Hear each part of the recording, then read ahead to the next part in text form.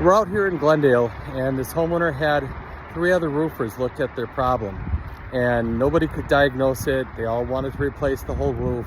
Nobody understood what was going on. There's water coming into the house, but it's only coming in cold weather. They don't understand what the problem is, but nobody asked questions. Nobody really dug deep into figuring out what's going on. Here's what happens. They only have water coming in when it's cold outside, like below freezing temperatures. The other thing is that they had a company come in, one of these quickie bath companies, and the quickie bath company changed out their old bathroom to a new bathroom in like 2 days. What they didn't tell the customer is that they moved the whole venting system around. Originally, the bathroom vented out through this. First of all, that's the wrong way to do it.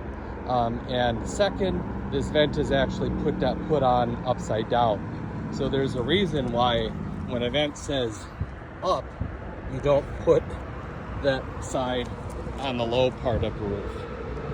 This type of vent is actually the proper type of vent to put on.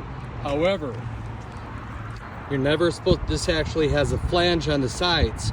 That flange is supposed to go underneath the shingles. On the bottom, this flange is supposed to be exposed. And look at what they did. They sealed that up. So any moisture now has no place to escape. There's also no reason to put this ridiculous amount of caulk and schmutz underneath it. In fact, the sides should look very clean. And and that flange should have 1 or 2 nails, well, probably 2 nails or 3 nails to hold the whole thing down and in place, and then a little dab of caulk over the top of it. So what happened is that it's really not a rain issue, it's a condensation issue. The old company, the company that put their bath thing in, they didn't tell them that they were going to extend the pipe, the exhaust pipe up so that it would go past this vent, and that the pipe that's underneath into the attic would then have the air go even further. Now here's the crazy part. This is where the vent was for the old one. The way that the bathroom is, this black vent over there should have actually been about here so that it could go straight up, because it's a different location. Instead, they have it going all the way across in a cold attic. So they've got warm, moist air inside of that pipe that's going to come up out of their shower, from above their shower, across the roof in a cold attic, and then be vented out here. You think that might condensate when warm, moist air comes in contact with a very cold surface in the wintertime? So what's the solution? Well, the solution is actually to take out this first vent entirely. And because now it's pretty much a dead vent.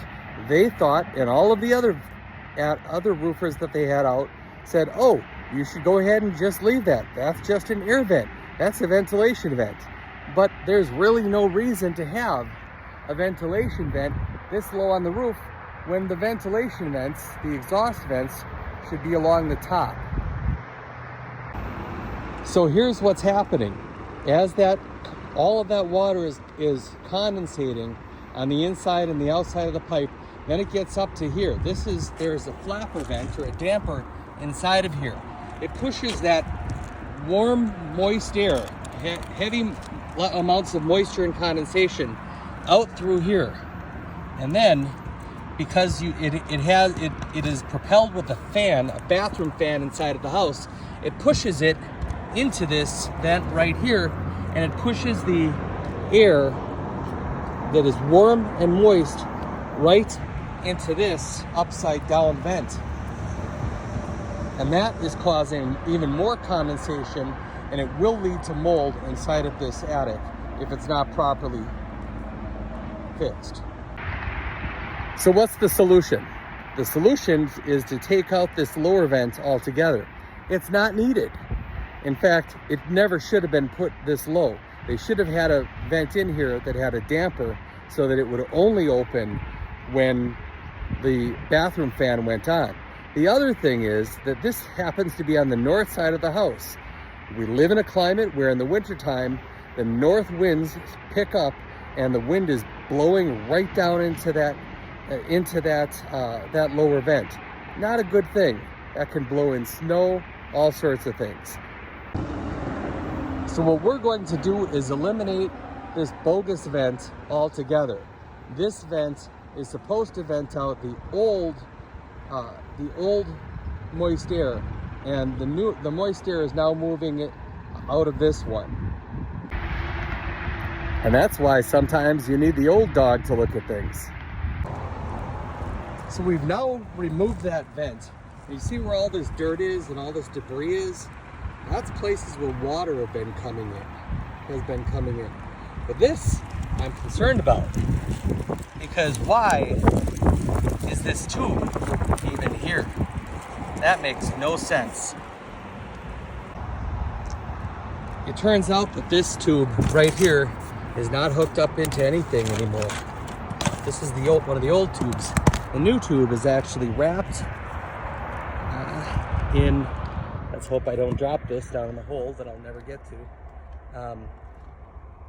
The new tube is connected to this. And the new tube is actually wrapped in insulation. That's the black insulation around it. The old tube didn't have anything. So that's one of the other reasons why it condensated. When a doctor is going to work on a patient, it's always good to start with a clean surface.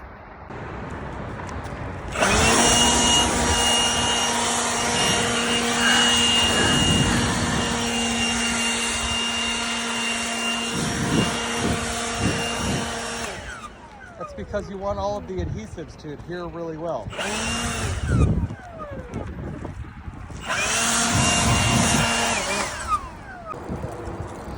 We're going to get started here, but first another little lesson.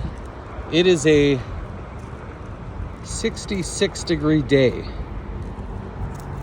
This is a infrared thermometer. And the surface right here on that red dot is 80 degrees. So the darker the surface, the more the heat is built up. But in the attic, down there, it's 85 degrees. This attic could use some ventilation. In order to get the right plug size, I had to enlarge the hole a little bit. This is a plug with flanges that go off to the side. So I had to cut it to the internal size, not the external, so that it sits in here.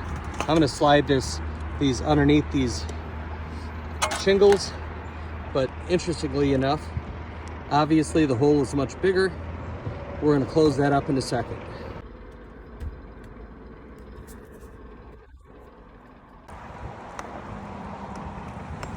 Here you can see the old tube that was coming out was really attached to nothing. There's a new bathroom fan. Let's actually pull that out. See, that's not really connected to anything anymore, but that black tube is. That black tube goes from the fan housing unit all the way over here, and now up to that new vent that is improperly installed. Just to clean these up a bit, we took out that old vent tube that goes to nowhere. Now with the flange plug installed, we need to put ice and water over that to protect the roof, and after that then we'll shingle it. In order not to damage the shingles by ripping this one up even higher, what we'll use is a roof snake. So this is actually made so I can slide that, put that little groove into that hole, or into that, underneath that. This will go into the groove, and then I can hit the roof snake instead of hitting, and I'll hit that right here instead of hitting the shingle, and that will make it so it won't damage the shingle.